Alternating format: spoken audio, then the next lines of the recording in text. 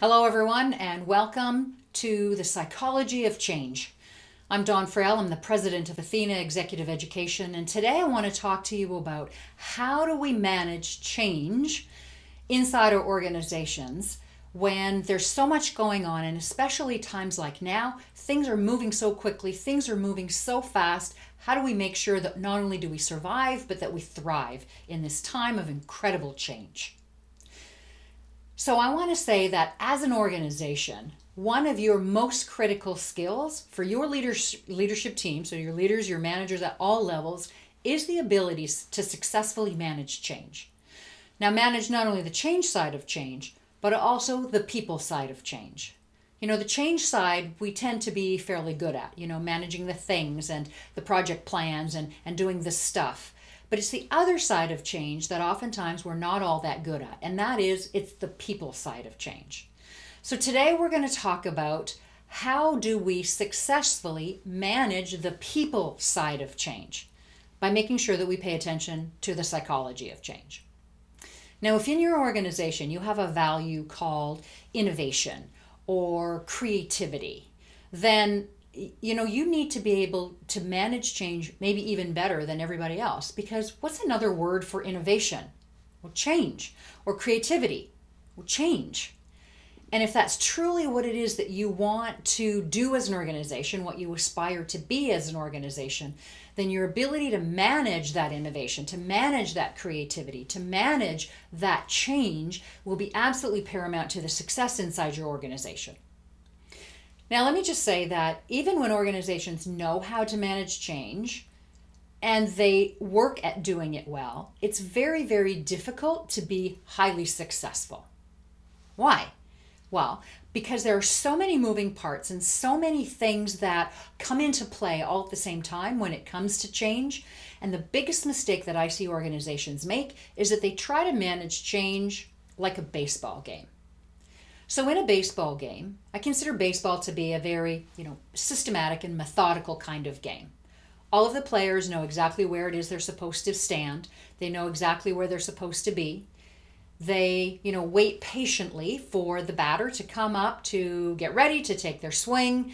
We wait until the batter gets, warmed up a little bit and gets ready. If the batter needs a little bit more time, they step out of the batter's box. We wait until, they're ready. They step back in, and then there goes the first pitch. Now, if the batter hits it, then they know exactly where to go. They run to first base, second base, third base, fourth base, home. And then as long as they do that before the other team does all of the things they need to do in order to intercept that runner or to get the ball someplace where it needs to be, then the runner just keeps running. But everybody knows where that runner is going to go. If the runner's at first, they've got to go to second. If they're at second, they have to go to third. So it's a very systematic and methodical kind of play.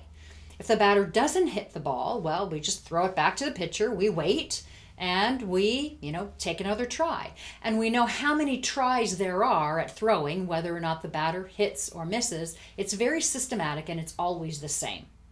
Well, when we manage change that way, we create this fabulous change management plan, we have a communication strategy, and we, take it up to the plate. And then we take a swing, but we think that everybody's going to get ready and wait and see and execute the plan exactly as it's been created. But we know that that's not what happens. But when we try to manage that process using that formula, then we have a lot of problems. Instead, what organizations need to do is they need to manage change as though it's a hockey game. So at the beginning of a hockey game or at certain points in the hockey game, the referee will stand there with the puck, ready to drop the puck so that the players can begin to play.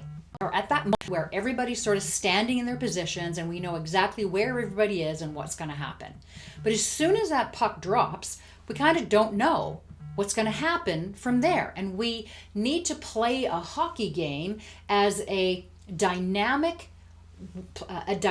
game where we react and we respond and we do things depending on what happens and where it goes, right? So, You may plan to have the puck go in a certain direction, but it could take a bad bounce. Could take a bounce off of somebody or something, or somebody may intercept when you didn't expect them to. There's a skater that's a little bit faster or slower than what you anticipated to be, or maybe your player's not standing in the right spot at exactly the right time.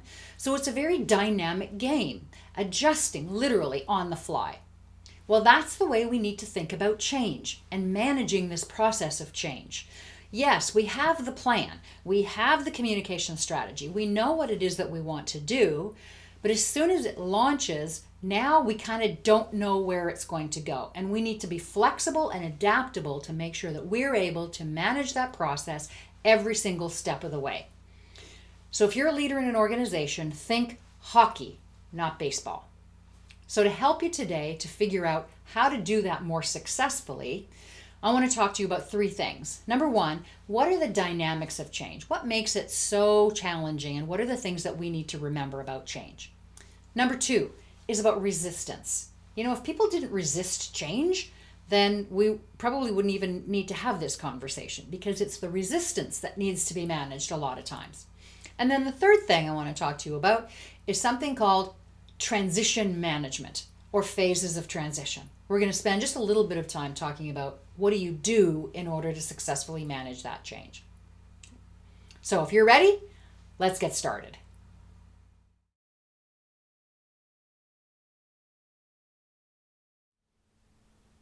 Let's define the difference between change and transition. So first of all, change is a situational event. It's something external. It's the thing that happens. It's the new job. It's the new boss. It's the new baby. It's the pandemic. Transition, however, that's a psychological process. It's the things that we go through as humans in order to come to terms with the thing, the change that has happened. So a change is external. It's that outside thing. The transition, however, is internal. It's the processes that we go through from a psychological perspective in order to come to terms with the change. So let me give you a couple of examples. So first of all, a new job. So if you get a new job, that's the change. It's a new desk. It's a new, maybe it's a new location, it's a new set of responsibilities, it's a new team. Those are the things associated with the change called a new job. But what's the transition associated with a new job? Well, if transition is the psychological process that you go through in order to come to terms with the new job, well, when you get a new job, what are you thinking about? Well, you're thinking about, what do I need to do in order to do this well? How do I earn the trust and respect of my team? If I know some of the people on the team because I've been in this organization for a while and I have poor relationships maybe with some of those people on the team, how is it that I'm going to correct those relationships or strengthen those relationships? How am I going to make sure that I get my skills up to speed, assuming that the new job is as a result of a promotion and it's added responsibilities and maybe new challenges? How will I manage? And that at the surface level is what people go through. But as then people, depending on how they react from this transitionary perspective, well, if I'm confident that I can easily build these new skills, or I'm confident that I can do the job well, then I have a very different psychological path than if I go into the job a little bit nervous or hesitant. Maybe it's a stretch. Maybe it's a big promotion. Maybe it's a considerable change in my responsibilities. Well, now maybe what's going on for me is a little bit of, lack of confidence and some hesitation, and I'm not really sure. So what is it that we need to do in order to come to terms with the change? That's what we call the transition. So let me give you another example. New baby. Wow. If you were to think to yourself right now, at this particular moment in time, given your age, your current family status, your relationship status, your income, what stage of life you're in, so your age, if you had a brand new baby today, well, the new thing would be the baby, right? That would also mean we would need to, buy new things. Maybe we would have to give up the sports car and buy a minivan. Maybe it also means we need to take one of the rooms in our house that used to be for recreation, or it was an extra TV room, or it was your junk room, and now you've got to clean it out and you've got to make a nursery, a room for the baby. Well, those are the things. That's the change part of getting a new baby. It's the stuff that needs to occur. Okay, so what's then the transition? Well, remember, transition is a psychological process. So we need to come to terms with the fact that we have to give up that sports car and now we have to drive the minivan. Maybe we have to sell the car and we're upset about selling the car. Not that we're upset about the baby, assuming that we're not, but giving up that sports car, giving up that part of your life, giving up that lifestyle. Now that feels maybe restrictive. It feels as though you're losing a big part of what your life has been all about. Maybe driving through your neighborhood in a minivan when you used to drive through the neighborhood in a sports car, maybe it'll be, a little bit embarrassing. Maybe you don't even want to drive the minivan. Maybe somebody else is going to have to drive the minivan. Well, what else is associated with transition when it comes to a new baby? Well, if you have children, babies are expensive. So there's all kinds of things that they need that you weren't previously buying, presumably. You weren't buying diapers, you weren't buying formula, you weren't buying toys, and you weren't buying all brand new clothes and brand new furniture. So again, those are the things, those are the change. And what that means is you have money that used to be spent on maybe entertainment or a hobby or something else, that sports car.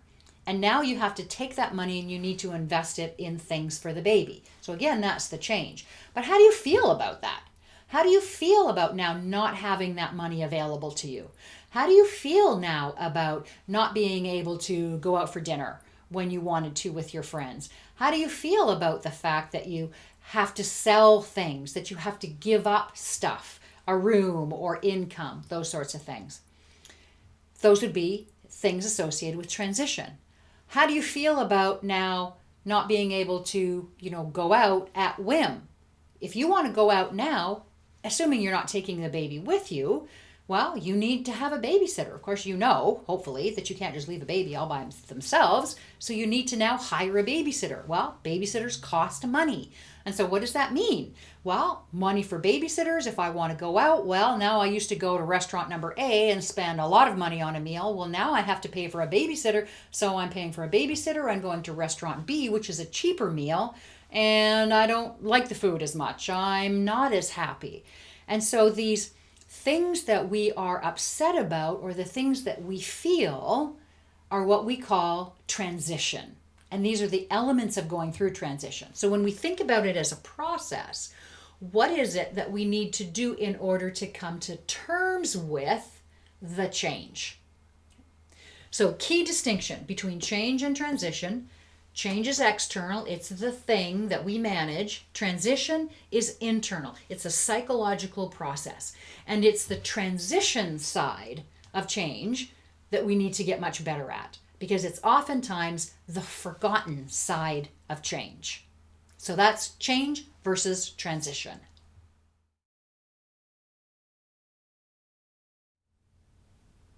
As the leader inside your organization, you've got a couple of key roles when it comes to managing change.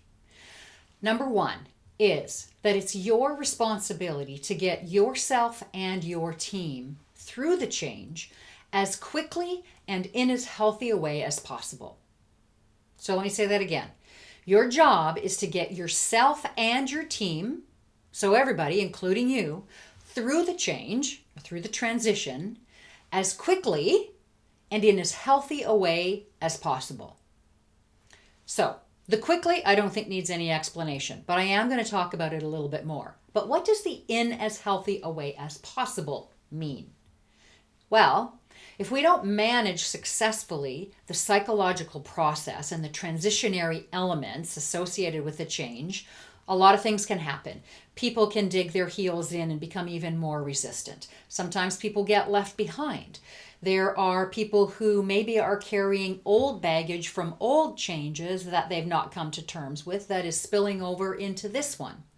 And so we want to make sure that we take enough time to be effective, and that we do it right, but that we also move in an efficient manner. So number one, your job is to get yourself and your team through the change as quickly and in as healthy a way as possible. Number two, your job is to manage what we call the productivity dip. Now, when a change happens, when a change is announced, we know productivity will drop. Now, it's not going to stop necessarily. It's not going to go drastically down, probably, or at least not initially. But think about it. When major changes happen, what is it that people do? Well, if you've been in a conference room and you've announced a change, now everybody comes out. What do? Well, they get together and they talk about it, and maybe they start Googling for job recruitment opportunities, or they're talking to their friends about, well, how do you feel? Well, what did you hear? Well, that's not what I understood. Well, how did you understand it? Well, let's go and talk to so-and-so because they always, sort of have a good handle on things. Well, that's what they're telling us. What are they not telling us? So while people are trying to figure out and come to terms with and what's going on, what are they not doing? Well, they're not working up to the speed at which they were.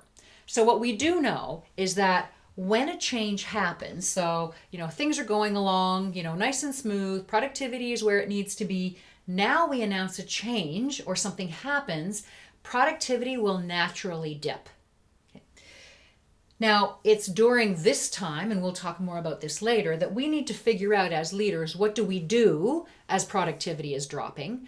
But we need to understand some things about this as leaders. First of all, you can't stop this from happening. If you think that you go into a meeting, you announce a change, you ask, are there any questions? And nobody says a word, not a peep out of a single solitary soul. And you think, wow, I did a fabulous job announcing and explaining this change, or, they're taking it a lot better than I thought they would take it. And then off you go and you think that everything is fine, when in fact, it's not. Maybe the people in the room are sitting there just sort of shell-shocked and they don't know what to ask, and so they don't dare ask anything for fear of, looking silly or looking stupid or retribution or any of those kinds of things. So we know 100% that productivity will drop. Now, when I talk about what your role as a leader is, if we know that this productivity dip is going to happen, and what I said first of all was your job is to get yourself and your team through this as quickly and in as healthy a way as possible, then the part of your role is to manage the productivity dip. And here, what you want to make sure that you do is that you make this part of the dip as shallow and as narrow as possible. So instead of the productivity looking like this, extending over this amount of time, you want to manage it and you want to do things such that it looks like this.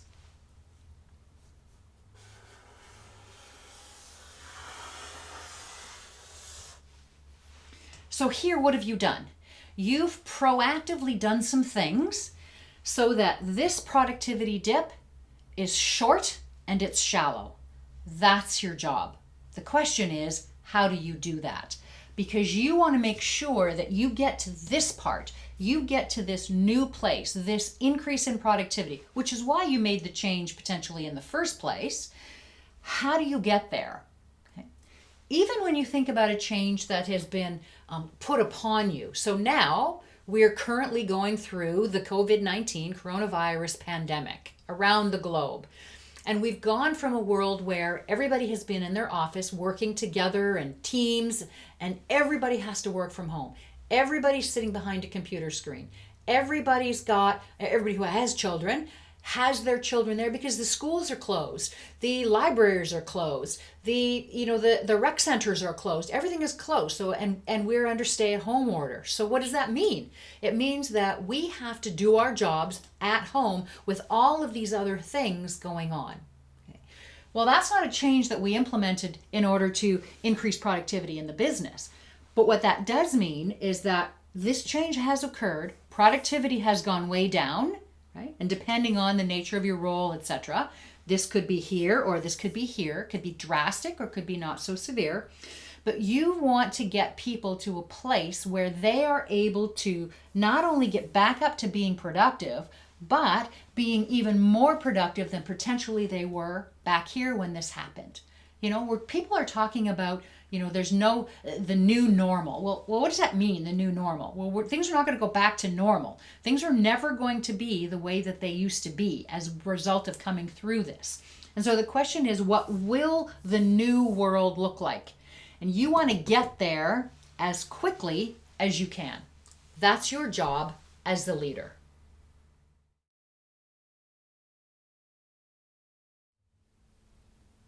The next thing we want to talk about is one of the key dynamics associated with change, and that is that change is personal.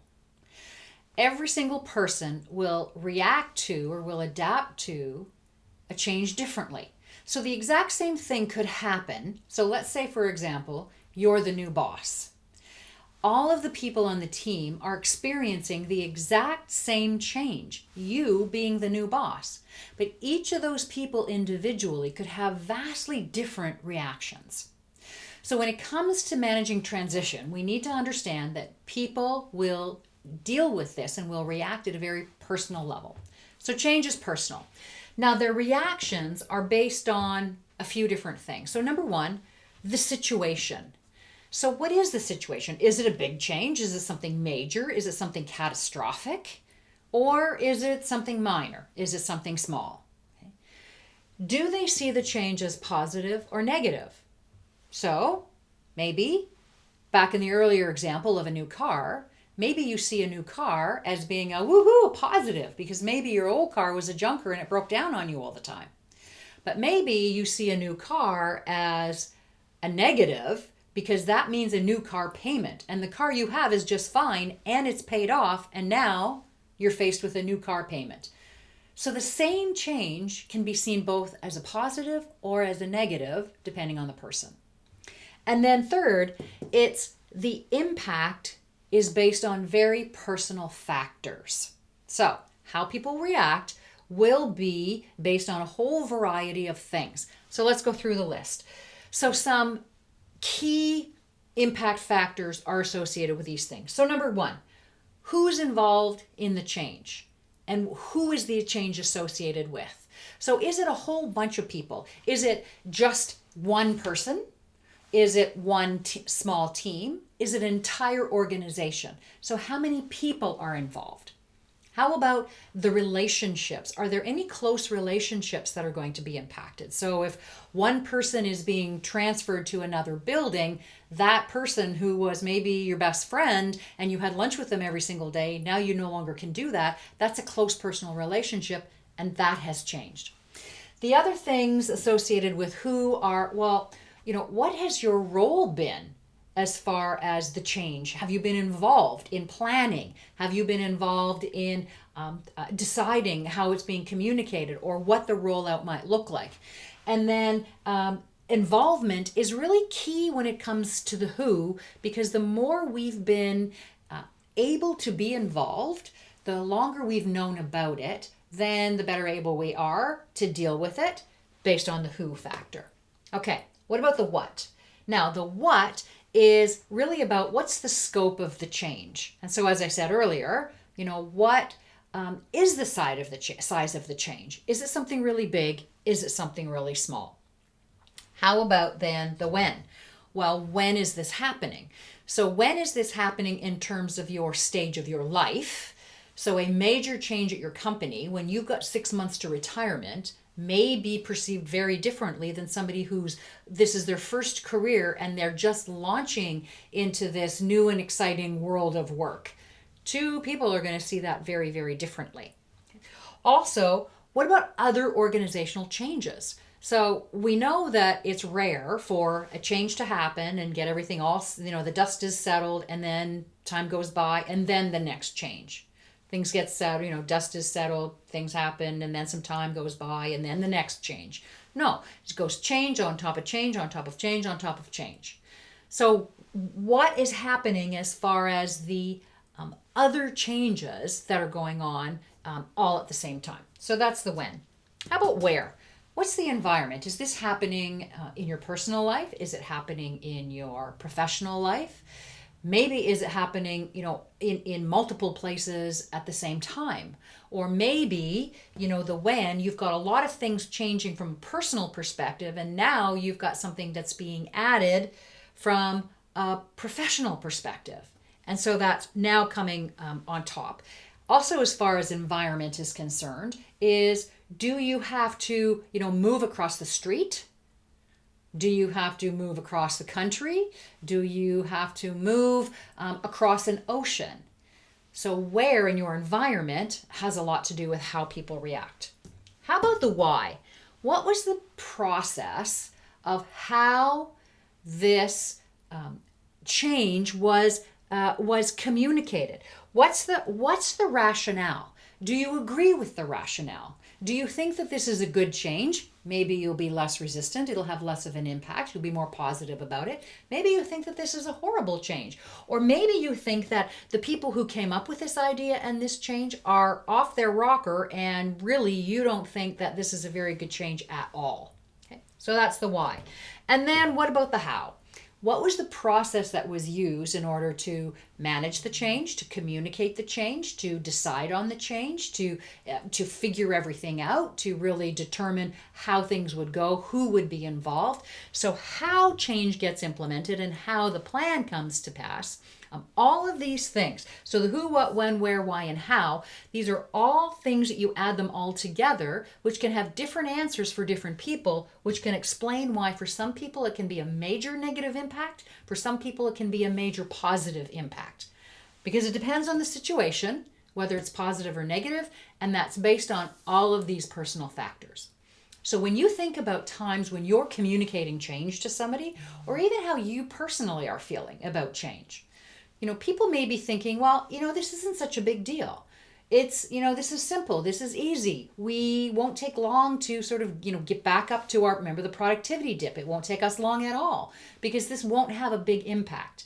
And yet there are possibly and quite likely people in our group, in our audience who we're communicating this change to, who are thinking, oh my goodness, this is like a catastrophic event. And there's no way I'm going to be able to manage this. And the resistance goes way up, whereas for others, the resistance is way down. So make sure that as a leader, you keep in mind that people will react very, very differently because change is personal.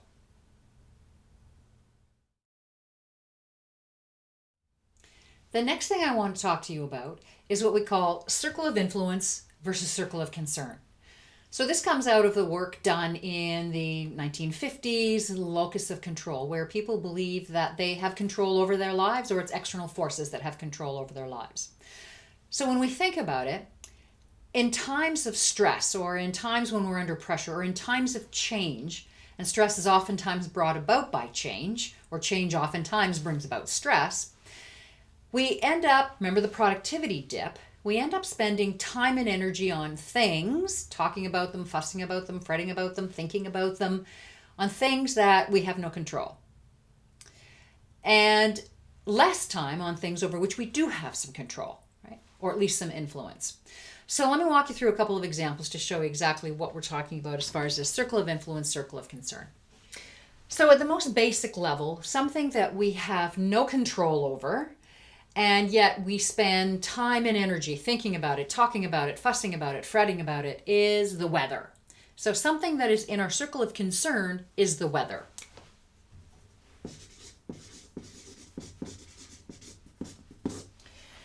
Now, when it comes to the weather, there are some things that are in our circle of influence. So while you can't control the weather, what can you control as far as you are concerned? Well, you can determine and you have total control over what it is that you wear and how you dress. So if it's wintertime, you're going to, and you live in Ontario, in Canada, where I live, then you're going to, put on your parka, your snow boots, hat, the whole bit. If it's raining, you're going to wear your raincoat. If it's raining, you're going to maybe bring your umbrella, right? So you have total control over whether or not you carry an umbrella. You also have control potentially about whether or not you stay at home, right?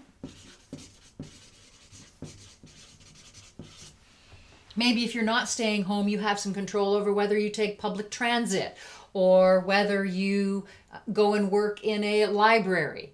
So you do have some influence over where you work as it's associated with the weather. And of course, when it comes to the weather, they talk about Blue Monday and rainy days and Mondays. Well, you have influence or control over your attitude, the things that you say, the attitude that you have. So I'm going to add attitude here as well. So when it comes to the weather, while you cannot control the weather, you spend time and energy thinking about, fussing about, fretting about the weather, whether it's good weather or bad weather. But we spend time there. But we totally have influence over a number of things. So let me use another example. What are we going through right now? Right? This coronavirus pandemic.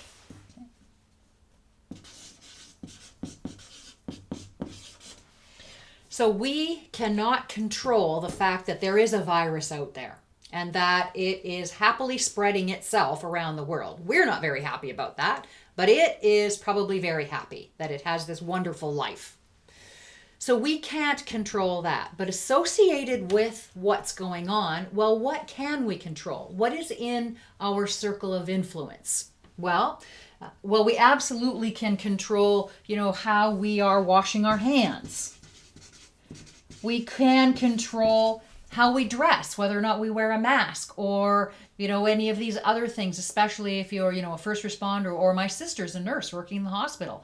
She has control, as long as the equipment is available and materials, she has control over what she wears.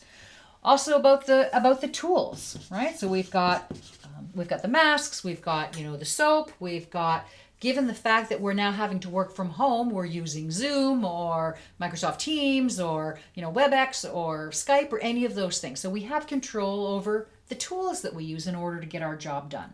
Okay? Because we are staying at home, right? You do have a choice whether or not you stay home, right? For the most part, unless you are an essential service and you need to be out there because you are, absolutely needed, like my sister who's a nurse. Stay home. Okay, walk your dog, but don't go anywhere. Don't do non-essential things. And absolutely you can control your attitude. This too will pass. It's a very nasty, negative, and disastrous time right now. There's going to be trials, tribulations, and tragedies. There will be many, many stories like that. But our attitude about it and thinking about how can the world be a better place at the end of it? How can we use this to be stronger? How are we using this to strengthen our relationships, reconnecting with people? I've spoken to people that I've not spoken to in quite some time.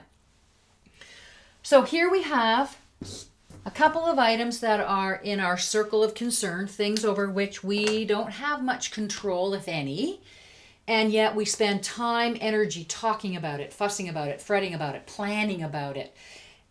And there are things in our circle of influence that we absolutely can do something about it. So what's the point? In times of change, as a leader, what you want to be able to do to help people through the transition, remember the psychological process people go through in order to come to terms with the change, you want to try to get people to focus on what are the things that are in their circle of influence. So yes, we want to let them talk about what's going on. We want to let them still talk about these things and fuss about them and fret about them. But remember that productivity dip being short and shallow as opposed to long and deep? Well, we want to make sure that we let people get their feelings out. But then where do we focus their energy? So given that, okay, you can't go anywhere, you have to stay home, you have to work from home, what are the things that we can do? Getting extra soap and washing our hands more frequently. Probably you have lots of soap in the house, and so use it more often. Learning how to wash your hands differently. Understanding, what it is that we should be doing if you do have to go outside and you are with somebody. Well, what do you do with that clothing when you come in? Do you take it off and you put it into the washing machine, etc.? Okay. So the other thing to understand about this is that as leaders, when we're able to get people to focus on the things that are in their circle of influence and spend more time there, what happens is this circle of influence, it grows. And because it grows, what happens to the circle of concern? It shrinks. And the larger the circle of influence is, the more people feel that they have locus of control, they have more control over their environment, over their situation, over their life, and they can be more positive and be more productive and get through the transitionary slump, the productivity dip. They can help to get themselves through it faster. What you want to do is you want to help them to not ignore this, let them talk about it, right? Let them get their feelings and their fears and their concerns and their frustrations and their worries. Let them talk about them, let them get it out. You want to be there. You're a caring leader who's willing to listen, and then you redirect them such that they can grow their circle of influence.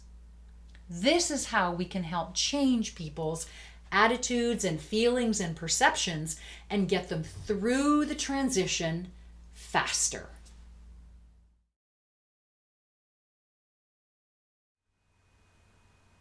The next thing we need to understand as leaders are what we call the phases of resistance.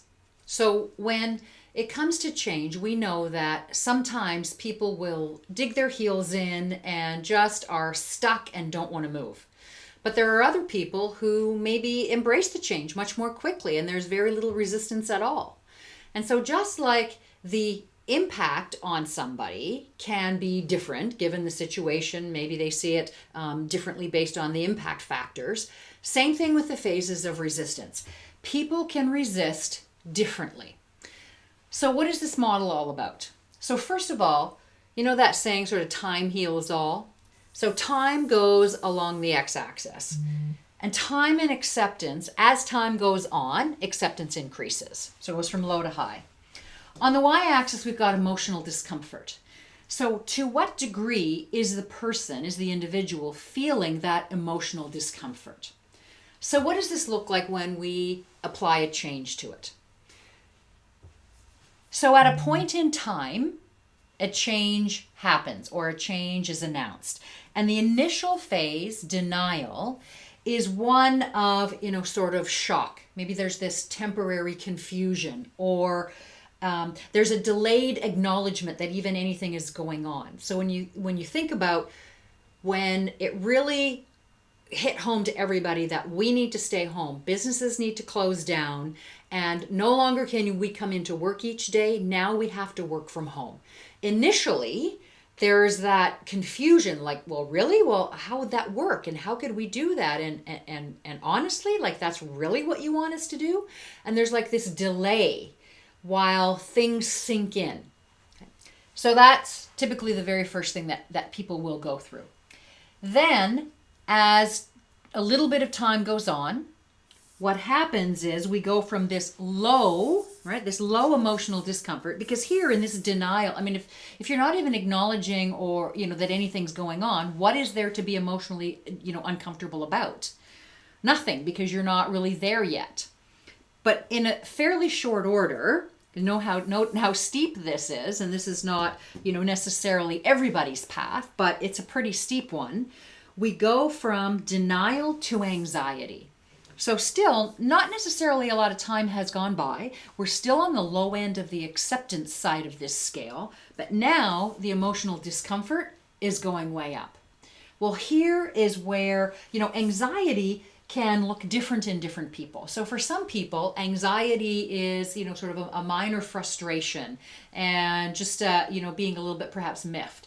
To the other end of the scale, where somebody may be, so upset or so angry that they're really angry, like yelling and shouting.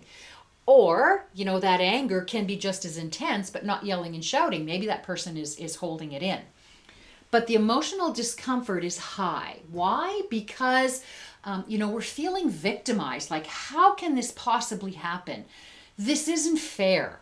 I can't believe that, that you're doing this to me. In the cases of organizational change, and not necessarily what we're going through right now, but where the organization has decided to implement some changes, your employees may be saying like how could you? How, after all I've given to you, after all I've done for you, how could you do this? Right? How could you make this decision? Because this impacts me so negative. How could you do this to me?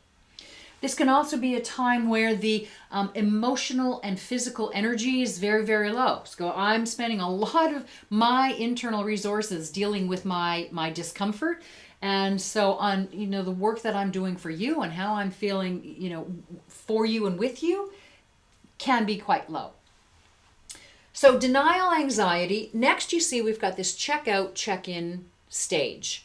Now, in this phase, so this is an optional phase. So these 4 phases are not optional, and I'll explain that in a moment. But this check-out, check-in is optional because not everybody goes through this, where everybody will be going through the other phases.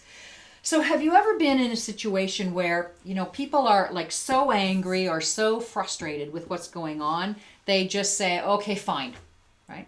And they, maybe it's associated with, hands up in the air or eyes rolling or, okay, whatever, right? And that that's what they're saying. They have mentally and emotionally checked out, but physically they're still there. So they checked out and stayed. And maybe that's even happened to you.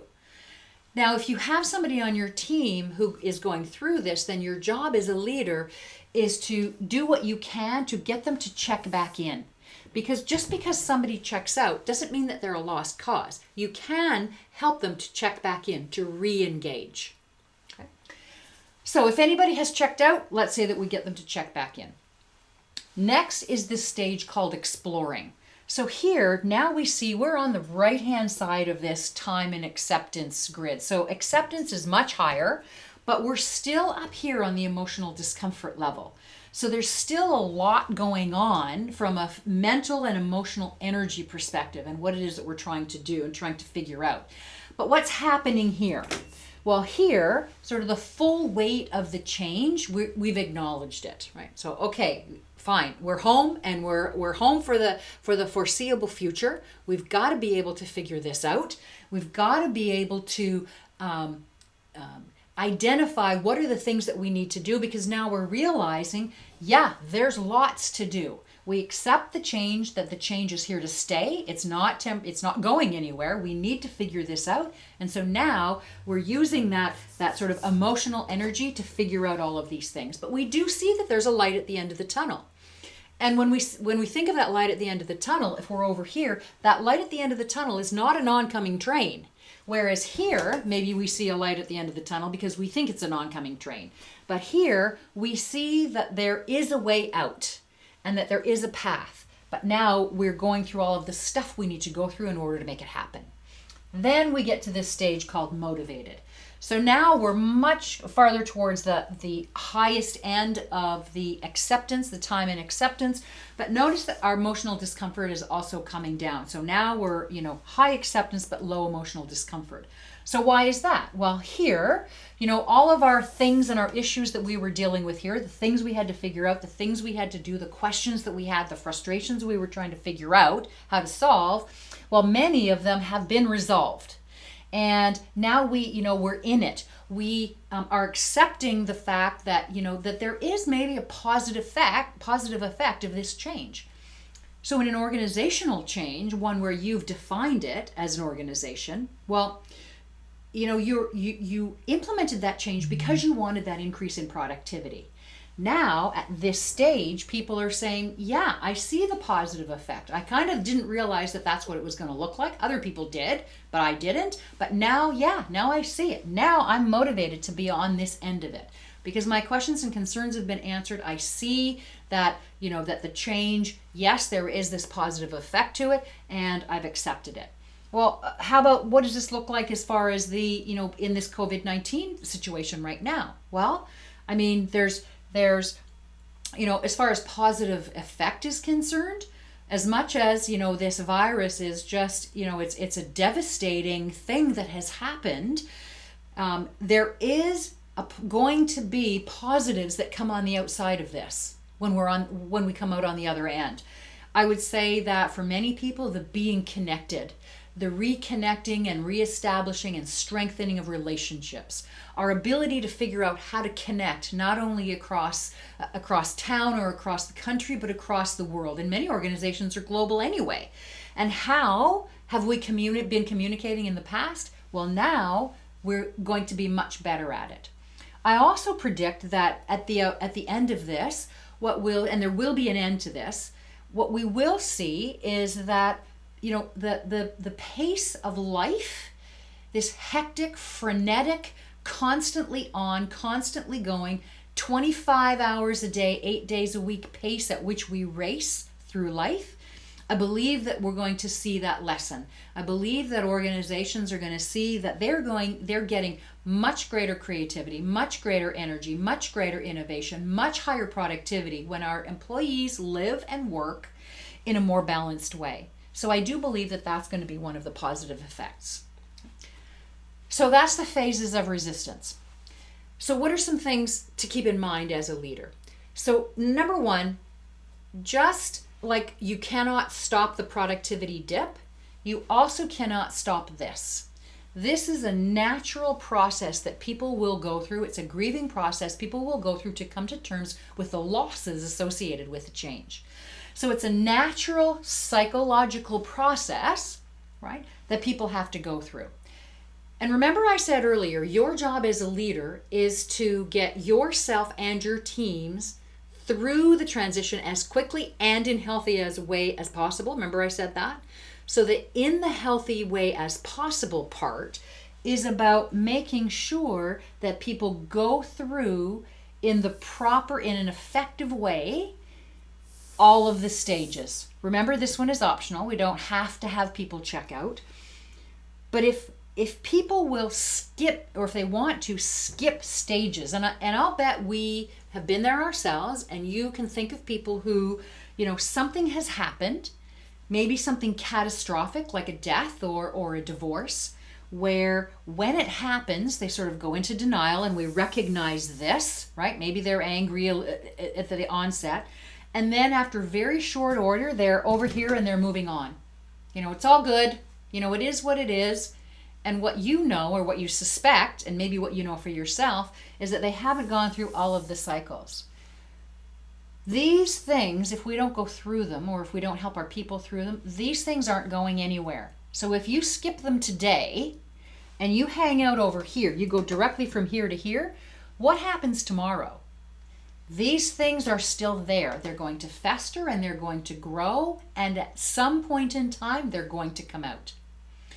I would submit to you, sort of as an aside, that if you have inherited people as a leader, you've inherited your team, and you've got people who just are hanging on to old grudges and are very upset and angry about things that happened in the past, and now maybe whatever you're involved with and the change that you're helping them go through is kind of the last straw maybe, then what happens is, because these things aren't going anywhere, maybe now the change that they're going through now, maybe that has just put them over their breaking point, and now everything is coming back. So things that happened long ago that were never dealt with properly or effectively are now coming out, and now as a leader you have to deal with them.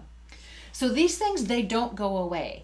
So your job as a leader is to make sure that you help people go through in as healthy a way, but efficiently as well. Remember, your job is to get them through as quickly and in as healthy a way as possible. So how do you help them get through these phases of resistance and make sure that they process in a way that they need to process? Now, you also need to remember that everybody's different. Remember, in the changes personal segment, we talked about, some people will see a change as, something minor, barely a blip on their radar. Another person can be going through the exact same change, and for them it's a catastrophic event in their life. Well, same thing here. People will react differently. They'll go through this at different speeds. And as a leader, you need to be adaptable to make sure that you help that person take that journey at their speed and not at your speed. You also want to remember that you have to take yourself through it. As a leader, oftentimes what happens is, you find out about something that's going on. You too are going to go through these. You find out about something that's going on, and then, in a day or a week or maybe even a month, you now have to communicate it out to your team. You need to have all the answers. You need to have all the plans. And so maybe you go, or you feel as though you have to go from here to here because you find out about it, and now your people now you need to be there for your team. And there hasn't been time for you to go through this. Or maybe your leader hasn't helped you to go through it. That's why I say that your job as a leader is to take yourself and your team through this as quickly as possible. So don't forget to take yourself on this path as well. So this is not something that can be avoided. You want to make sure that you understand it, that there is this level of emotional discomfort and people will feel it differently. It will look differently. And you want to make sure that the time that it takes to get to this high level of acceptance is as short as possible. So that's your job, to help people work through the phases of resistance.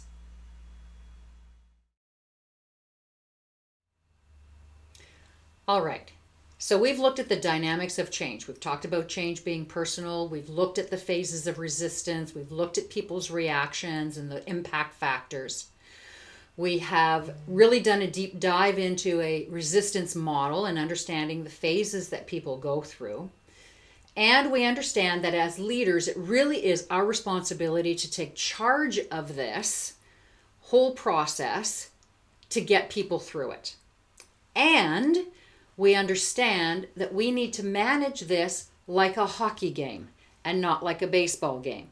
We need to anticipate and expect that things will go differently than we plan for them to do so. So how do we do that successfully?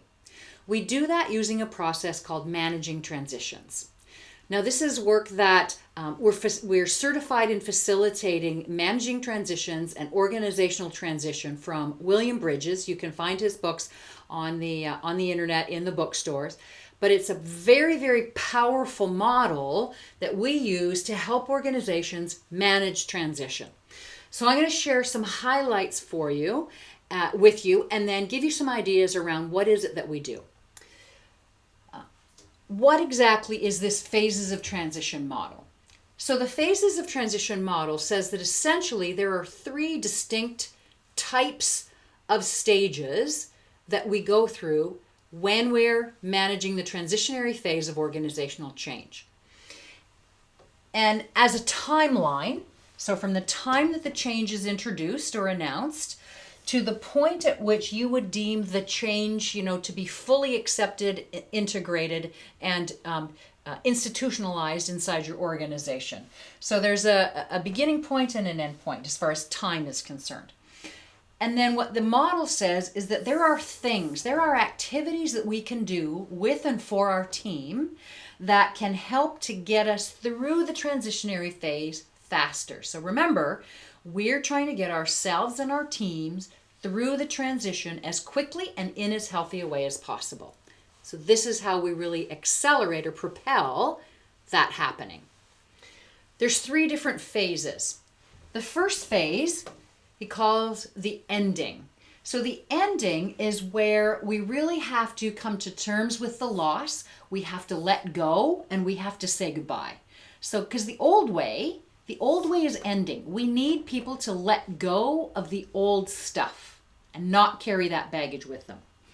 The neutral zone is sort of this in-between time where, we're not doing it the old way. We're not yet good at doing it the new way. And so in the middle is this like messy, chaotic place of experimentation. We call that the neutral zone. And here's where we have this psychological realignment and this chaotic environment. We want to capitalize on that because we want to encourage innovation, and this is where it can happen. And then the third stage, the beginning, this is where we are getting towards the acceptance and full integration of the new way. We are looking at what's our new identity. We're embracing the new way. And now here, the new way becomes the old way. So these are the 3 distinct phases. Now, something very important to understand about the model is, as you'll notice, if this is a timeline, if you were to go from the bottom and draw a line all the way to the top, anywhere in this model, at any point, notice that in every single place along this timeline, you have some work to do in all three phases. This is not a step one must be complete before step two can start, and step two has to be complete before step three starts. No, you're doing all of these activities in all of these phases at the entire stage of this change, right, of what's going on, but you're doing it in different amounts, and that's what the model shows. So for example, at the very beginning, when you've just announced it, and a little bit of time has gone by, and time could be, it can be a week, it could be a year, it could be 10 years, depends on how big the change is, right? But at the very beginning, you're going to spend, if this equals 100, then you're going to spend 90% of your time focused on activities that are in the ending phase. And, maybe 5% on the neutral zone, 5% in the beginning. In the middle, it's going to look differently. So you're still doing things that are in the ending phase, but you're spending a lot of time. You're spending, 70 to 80% of your time on activities that are neutral zone type activities. And you're spending a little bit of time doing beginning phase stuff. Towards the end, right, notice nothing has disappeared. Towards the end, it kind of reverses of what it was at the beginning. So here at the end, we're spending the lion's share of our time doing things associated with the beginning phase, a little bit of neutral zone, a little bit of ending. So notice that any point in time, you have to do all three. So what exactly are the activities and things that are involved in these three phases? So what are some things that you could do? So in the ending zone, things that you can do are like acknowledging the loss openly and making sure that as a leader, you are not caught off guard or surprised by overreaction. So when you think about, people working from home, maybe for the very first time, their loss is, their office or their space away, this undistracted space away from their children, for example, or the inability to have all of their resources and all of their people at their fingertips. For me, when I had to move, my office back to the house, my library is in my office, and so I was initially was going back and getting this book and that book because I use my books a lot as resources. So a lot of that in the ending zone. Now, the other things that you want to do, and there's lots of things. I'm only going to give you a few ideas, but you can either get the book or give us a call, and we can talk you through some ways that we can help you figure this out. But you also want to spend time here figuring out and defining what's over and what's not. So as an example, I was speaking to somebody the other day who said, for her team, what she had to let them know was that the 8:30 meeting that in the old world was a beginning of the day rally, pep talk, get everything, started for the day at 8:30 a.m. Everybody was in the same room. Well, what's not over is that they're expected to be on Zoom, on the phone at 8:30. Ready to talk about the day, and so that hasn't changed. So that's not over. They're still expected to put in, 7.5, 8 hours. They're expected to do that. They're expected to take their lunch from 12 to 1. So that's what's not over. What is over is going into the office, having quick access to some of the people, being able to manage different time zones. So if everybody's at home, now you don't have to be in the office to be able to take a call from somebody overseas or to be in a meeting with somebody between countries. Now you can do it from the comfort of your own home, which depending on the country you were talking to, well, maybe you were doing that anyway. And then also here, don't be afraid to ask questions. So ask questions of your people. Ask questions of your superiors. What is it that we need to do? Where are we going? What do we know? What do we not know? And make sure that questions get asked. They may not always have an answer, but they need to be out there, and people need to be able to talk about their concerns and their worries, and one great way to do that is through questions. Okay, so those are some examples of things that you would do. Remember, these are activities that you would do with and for your team to help them get through the ending phase. Neutral zone. So this neutral zone is this crazy, chaotic, in-between place where we're not doing it the old way, and we're not yet, comfortable yet doing it the new way. So we're not meeting in the office, but we haven't quite figured out how to use Zoom or whatever technology it is that you're using. Right? You haven't figured out how to get it. You haven't figured out breakout rooms, or maybe you've just discovered virtual background where you can hide all the mess in your house and nobody's any the wiser. So what are the kinds of things that we do here? Well, first of all, some suggestions are maybe you want to redefine what you call it. Language has power. And when you use positive references, positive symbolism, it really has people feeling very, very differently. So maybe instead of, calling something, the sinking ship in the Titanic, maybe you call it the Mayflower.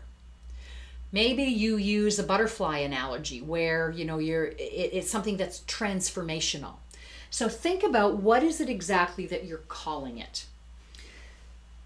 In the neutral zone, you also want to come up with some ideas around temporary systems. So until we figure out how to get everybody onto this technology, what are we going to put in place? Well, maybe we do our 8:30 call every morning. Maybe we do it on the telephone. Maybe it's shorter. It's only 15 minutes instead of a half an hour. And maybe we limit it to, just a couple of things, and each person has, 2 minutes to share their update or whatever it happens to be. Okay. So what are those temporary processes or temporary systems or temporary measures? If we weren't able to do something before, well, can we do it now, temporarily? If we were able or did require that we did something before, can we temporarily suspend that? Right. So I'm seeing emails coming from a lot of the places from whom I am a customer where, my credit card interest rate is being reduced. There are deferred payments on some things.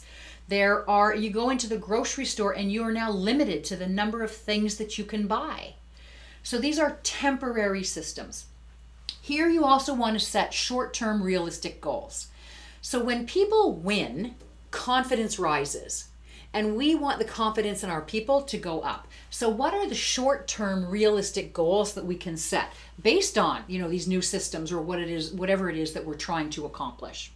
So those are some ways that you can sort of support experimentation, take advantage of this innovation in this very chaotic time. Okay, so that's neutral zone. All right, what's beginning? So the beginning is where the new way is becoming more comfortable. It's being more widely adopted. We've figured out some things. And now we want to spend some time sort of re-clarifying what the purpose is of the change. And if it's an organizational change that you've implemented, why? What was it that you were trying to accomplish? What were the metrics that you had intended would be there to show whether or not you were successful? How are you doing against those metrics? Were they the right metrics to pick? How do you know? All of those things. So you're clarifying the purpose of what is it that we're trying to accomplish here. You also want to clarify what are the policies and the procedures that are staying. So remember here we did some temporary things. Well, maybe some of these temporary things truly were only temporary and we need to now, let those go. Maybe some of them have in some way, shape, or form made their way into the new world and the new normal. And so what are those? So clarify what the policies and the procedures are, because depending on how long this neutral zone lasts, if I'm in the temporary mode, if I have this, temporary thing that I can do or that I don't have to do, if I'm there for a long time, I can get used to it and it can feel as though that's the new way. And yet, if it's not, you need to clarify that. You also want to sort of symbolize and celebrate the new identity. So what does the new world look like? You hear now all kinds of stories about where people are having celebrations where they're doing it online. And so Passover is just starting. And so how are people getting together online, having a Zoom birthday party, or, driving by? And I've heard, that funerals where people are driving their vehicles past the home of the surviving family member or members, where they're, just sort of, talking, waving, but at a distance. So still there, unable to do it in a regular fashion, right? But what does that look like? So what is the celebration of, and what is the identity of the new way?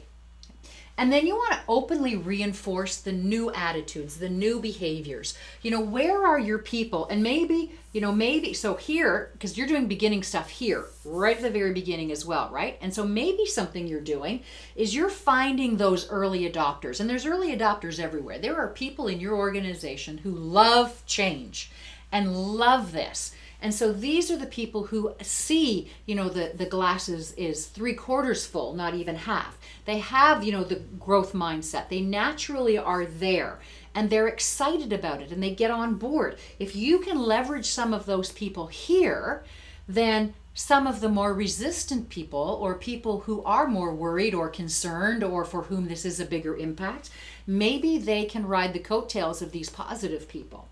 So here you're really celebrating, reinforcing. You want to highlight those people and say, yes, celebrate their successes, celebrate what it is that they're doing. So that gives you some ideas around what are the types of activities that you can do over time, remembering that you're going to do activities of all 3 types at all times. The question is, what amount of activity, of what kind of activity are you doing at a certain point in time? Okay. So the phases of transition are what can help you get yourself and your teams through the transition as quickly and in as healthy a way as possible. Because you're keeping in mind all of the other things. You're managing the productivity dip. You're understanding that people will go through at different speeds. You're leveraging all of the creativity and the innovation and the positive attitudes as you go along. And so you're not by yourself doing this, right? Let your whole team do this. And maybe you get your whole team to read the book or watch this video or get on board with coming up with ideas around what can we do to help us get the whole team through, because that's what it is that we're trying to do. Sooner or later, the new way becomes the old way. And when people have a process by which they can successfully navigate this transition, a very interesting thing happens. So from the perspective of people who have brought old baggage with them, they can now find ways to potentially help unpack some of the stuff that they didn't do because the change wasn't managed well the last time. Because remember, we're saying it's your job to get yourself and your team through, so you can use this for yourself while they can use it for themselves. So maybe they can unpack some of their old baggage. I'll bet you that would make your life as a leader a lot easier if you've got some of those people on your team. And then you also have the ability, and you create this empowerment in your team whereby they can help one another get through it. They can recognize what they're going through.